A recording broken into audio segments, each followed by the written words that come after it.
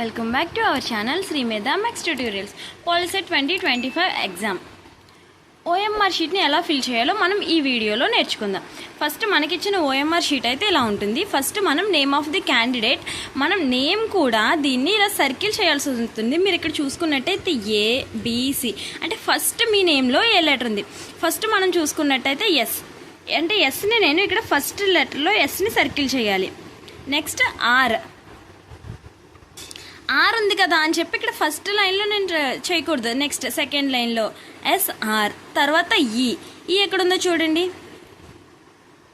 Third one ఈ. నేమ్లో third letter ఏంటి ఈ, సో థర్డ్ దాంట్లో సర్కిల్ చేయాలి. And also fourth one also ఈ. ఇలా నేమ్ని ఇలా చక్కగా మార్క్ చేసుకోవాలి. నెక్స్ట్ వన్ ఈజ్ ఎం ఎక్కడుంది, నాకు ఫిఫ్త్ లెటర్లో ఎం ఉంది కాబట్టి నేను ఎమ్ని 2 3 4 5 ఫిఫ్త్ దాంట్లో ఎంని అయితే బబుల్ చేయాలి. నెక్స్ట్ మళ్ళీ ఈని సిక్స్త్ వన్లో, నెక్స్ట్ డీని సెవెంత్ వన్లో, next H, next last one is a. ఇలా మీ నేమ్ ఏదైతే ఉంటుందో నేను ఇక్కడ మన శ్రీ మేధా అనేది నేను మార్క్ చేశాను. ఇలా బబుల్ చేయాల్సి వస్తుంది. అలానే బబ్లింగ్ ఫుల్గా చేయాలి. చూడండి మా, నేను ప్రతిదీ హాఫ్ చేశాను, అలా చేస్తే అది కన్సిడర్ అవ్వదు. ఇలా ఫుల్గా ఉండాలి. అలాగని పక్క లెటర్లోకి వెళ్ళకూడదు. ఇక్కడ మీరు చూసుకున్నట్టయితే ఇన్స్ట్రక్షన్స్లో కరెక్ట్గా ఉంది చూడండి ఎలా బబుల్ చేయాలనేది. ఇదిగో ఇవన్నీ కూడా రాంగ్. కరెక్ట్ మెథడ్ ఏంటంటే ఇదిగో ఇలా కరెక్ట్గా ఫుల్ ప్లెడ్జెడ్గా దాన్ని బబుల్ చేయాలి. మీరు 120 మినిట్స్లో 120 క్వశ్చన్స్కి అయితే ఆన్సర్ చేయాల్సి ఉంటుంది. ఇలా మీకు 120 బిట్స్ ఉంటాయి. ఇప్పుడు ఒకసారి క్వశ్చన్ పేపర్ ప్యాటర్న్ ఒకసారి చూసుకుందాం. చూడండి, ఇది మనకి 2025 మోడల్ పేపర్. ఈ మోడల్ పేపర్ నుంచి ఒకసారి ఇదే మన క్వశ్చన్ పేపర్ అనుకుందాం. Okay, first one, if the LCM of A and 18 is 36, find the HCF of A and 18 is 2, then A value అనేది ఫైండ్ అవుట్ చేయాలి. సమ్ ఆన్సర్ ఏ 2 అనుకుంటున్నాను. Suppose నేను 2కి టిక్ చేస్తున్నాను. ఓకేనా మేడం, అదేంటి 2 కాదు 4 అని కట్ట కామెంట్ చేయకండి. దీన్ని ఎక్స్ప్లెయిన్ చేయడానికి ఈ వీడియోలో వద్దు. మీకు ఎక్స్ప్లెనేషన్ కావాలంటే సపరేట్గా అడగండి, నేను వీడియోలో పెడతాను. ఇప్పుడు నేను 2 వచ్చింది కదా, అంటే నాకు ఆప్షన్ బి కదా. నేను వెంటనే ఇది తీసుకుని ఇలాగ ఫస్ట్ క్వశ్చన్ బి, ఇక్కడికి వచ్చి నేను మళ్ళీ బిని బబుల్ చేసుకుని, ఇదంతా టైం ఎక్కువ అయిపోతుంది మనకి. ఎందుకంటే మనం 1 మినిట్కి ఒక క్వశ్చన్ అనేది సాల్వ్ చేయాలి. ఇలా చేయడం వల్ల ఏంటంటే టైం అనేది వేస్ట్ అయిపోతుంది మనకి అక్కడ ఎగ్జామ్ హాల్లో. సో ఫస్ట్ మనం ఏం చేయాలంటే ఇక్కడి నుంచి ఓకే 2 అండ్ అలాగే 1 బి 10 ఇలా ఒక 5 క్వశ్చన్స్కి ఆన్సర్స్ అనేవి నోట్ చేసుకోండి. మీరు ఇలా ఒక 5 క్వశ్చన్స్కో 10 క్వశ్చన్స్కో మీకు తెలిసిన వాటికి ఆన్సర్స్ అనేవి నోట్ చేసుకోండి. ఇలా టిక్ చేసుకున్నవి. సపోజ్ ఇప్పుడు నేను ఈ 6th సమ్ ఉంది. ఈ 6th సమ్కి నేను ఎన్ని ఫార్ములాలు యూజ్ చేసినా నాకు ఆన్సర్ రావట్లేదు. నేను ఎంత ట్రై చేసినా దీని ఆన్సర్ రావట్లేదు. నేను ఈ 6th సమ్ దగ్గర స్ట్రక్ అయిపోతే నేను మిగిలిన 117 సమ్స్ని అటెంప్ట్ చేయాలి కదా, 117 క్వశ్చన్స్ని. ఇలా స్టక్ అవ్వకుండా జాగ్రత్తగా ఇక్కడ చూసుకుని ఇక్కడ కూడా అప్ టు 5 వరకు, ఓకే 5 వరకు నేను మార్క్ చేసుకున్నాను. అలా వరుసనే వెంటనే చూడండి, బబ్లింగ్ అనేది మీరు పెన్సిల్తోనే చేయాలి, పెన్ అనేది యూజ్ చేయకూడదు. ఓకేనా, పెన్సిల్తోనే. ఎందుకంటే ఒకవేళ ఇది రాంగ్ అనుకో, మీరు దీన్ని ఇక్కడ ఇలా రబ్ చేసి మళ్ళీ చేయడం వల్ల మనకి ఏంటంటే ఆ క్వశ్చన్ అది ఇన్వాలిడ్ అయిపోతుంది. ఎందుకంటే ఇప్పుడు నేను దీన్ని రబ్ చేసినా సరే ఇది కొంచెం అలా పెన్సిల్తో నేను ఆల్రెడీ డార్క్గా బబుల్ చేసేసాను కాబట్టి అది అలా ఉండిపోతుంది. సో దానివల్ల మనకి క్వశ్చన్ అనేది ఇన్వాలిడ్ అయ్యే ఛాన్సులు ఉంటుంది.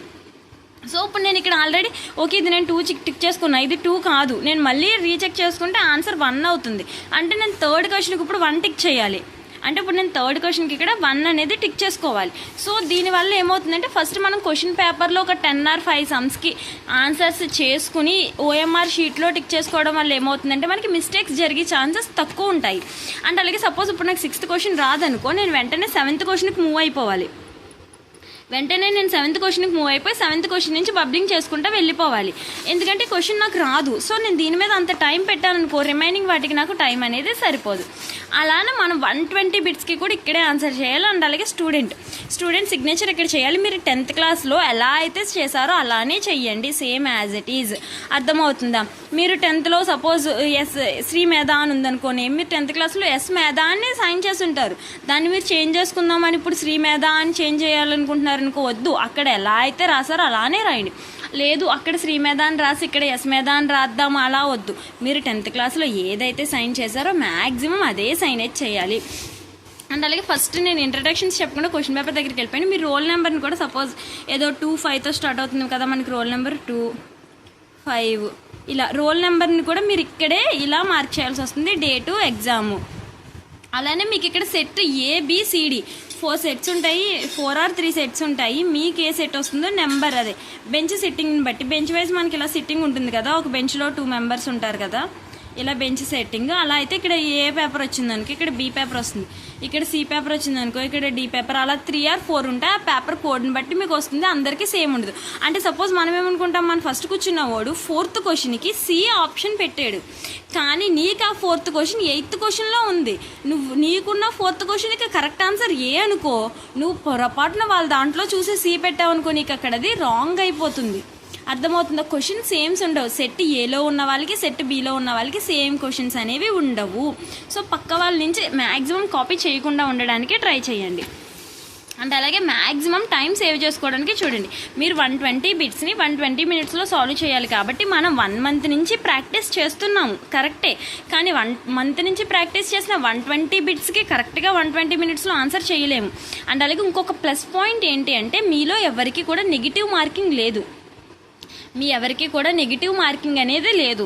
సో దానివల్ల మీకున్న ప్లస్ ఏంటి అంటే నెగిటివ్ మార్కింగ్ లేదు కాబట్టి మీరు ఈ 120 బిట్స్కి కూడా ఆన్సర్ చేయండి. అది కరెక్టా రాంగా అన్నది తర్వాత విషయం. ఫస్ట్ ఈ 120 బిట్స్లో నీకు మ్యాక్సిమం ఒక 90 బిట్స్కి మాత్రమే కరెక్ట్ ఆన్సర్స్ తెలుసు. 1 అవర్లో ఈ 90 కంప్లీట్ చేసేసుకో, 1 అవర్లో ఈ 90 కంప్లీట్ చేసేసుకో. మిగిలిన 15 బిట్స్ కూడా నీకు డౌట్గా తెలుసు. ఓకే, వాటికి సమ్స్ చెయ్యి, ఫార్ములాస్ యూస్ చెయ్యి, గుర్తు తెచ్చుకో. ఇవన్నీ ఒక 30 minutesలో చెయ్యి. ఇంకొక 15 minutesలో ర్యాండమ్గా నీకు ఏదైతే అనిపిస్తుందో ఆ ర్యాండమ్లో రిమైనింగ్ 15ని మార్క్ చెయ్యి. ఇంకా నీ దగ్గర 15 minutes ఉంటాయి. ఆ 15 minutesలో నువ్వు ఒకసారి మొత్తం చెక్ చేసుకో, అన్నిటికీ చేసావా మార్కింగ్. దేనికైనా బబ్లింగ్ ఇలా చేస్తే మార్క్ ఇవ్వరు నాన్న, బబ్లింగ్ ఇలా ఉంటే నీకు మార్క్ పడదు. దీనికి ఇలా ఫుల్ బబ్లింగ్ ఉండాలి. ఫుల్ బబ్లింగ్ అన్నాం కదా అని చెప్పి ఇలా బయటకు వచ్చినా సరే అది ఇన్వాలిడ్. ఆ క్వశ్చన్ అనేది నీకు అక్కడ ఇన్వాలిడ్ అయిపోతుంది. దానికి నువ్వు కరెక్ట్ ఆన్సర్ మార్క్ చేసినా నీకు మార్క్స్ అనేవి ఉండవు. ఓకేనా? ఇలా మొత్తం 120 బిట్స్కి ఆన్సర్ చేయాలి. ఇన్విజిలేషన్ సైన్ ఉంటుంది, ఇన్విజిలేటర్ కూడా సైన్ చేస్తారు. మీకు ఇది 2 pagesలో ఉంటుంది. మొత్తం 120 బిట్స్కి కూడా 2 pagesలో ఉంటుంది. నాకు 2 pages ఉన్న OMR షీట్ దొరకలేదు. సో ఇలా 1 page ఉన్న OMR షీట్లో నేను ఎక్స్ప్లెయిన్ చేస్తున్నాను. మీకు నెగిటివ్ మార్కింగ్ లేదు కాబట్టి కన్ఫామ్గా 120 బిట్స్ కూడా ఆన్సర్ చేసే బయటికి రండి. కన్ఫామ్గా 120 బిట్స్కి ఆన్సర్ చేసే బయటికి రండి. ఓకేనా? ఎన్ని మార్క్స్ వస్తే క్వాలిఫై, ఎన్ని మార్క్స్ వస్తే గుడ్ ర్యాంక్ వస్తుంది, ఇలాంటివన్నీ అడుగుతున్నారు. 100 marks వస్తే నీకు టాప్ 5000 లోపు అయితే ర్యాంక్ ఉంటుంది 100 marksకి. అండ్ అలాగే 40+ ఈజ్ క్వాలిఫై, 40+ ఈజ్ క్వాలిఫై. నీకు గనక 40+ వచ్చి నువ్వు BC SC క్యాస్ట్ కేటగిరీలో ఉంటే క్వాలిఫై. అండ్ అలాగే ర్యాంక్ కూడా మంచిగానే వస్తుంది. ఎవరైనా OC వాళ్ళకు ఉంటే కనుక వాళ్ళు 50+కి క్వాలిఫై ఉంటారు, అంటే 40+కి క్వాలిఫై ఉంటారు. బట్ మీరు అనుకున్న కాలేజెస్లో అయితే సీటు రావడానికి ఛాన్సెస్ తక్కువ ఉంటాయి. ఓకేనా? రిజర్వేషన్ బట్టి కూడా ర్యాంక్ అనేది మూవ్ అవుతుంది. ఇప్పుడు సపోజ్ నీకు నీ ఫ్రెండ్కి సేమ్ మార్క్స్ వచ్చాయి 95, నీకు నీ ఫ్రెండ్కి సేమ్ మార్క్స్ వచ్చాయి 95. బట్ రిజర్వేషన్ నుంచి కూడా తనకున్న ర్యాంక్కి నీకున్న ర్యాంక్కి ఒక 500,000 డిఫరెన్స్ అనేది కనిపిస్తుంది. అండ్ అలాగే డేట్ ఆఫ్ బర్త్ కూడా కన్సిడర్ చేస్తారు.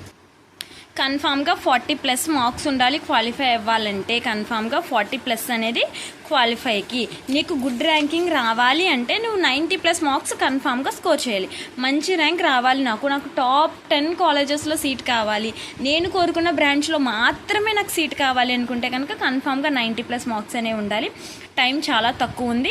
సో ఈ చీట్ కోడ్స్ ఇవన్నీ ట్రిక్స్ యూజ్ చేద్దామని చెప్పి వాటి కోసం టైంని వేస్ట్ చేయకుండా ఉన్న టైంలో చాలా ఎక్కువ ప్రిపేర్ అవ్వడానికి ట్రై చేయండి. ఓకేనా? All the best all of you. Exam బాగా రాయండి. All the best. Thanks for watching this video.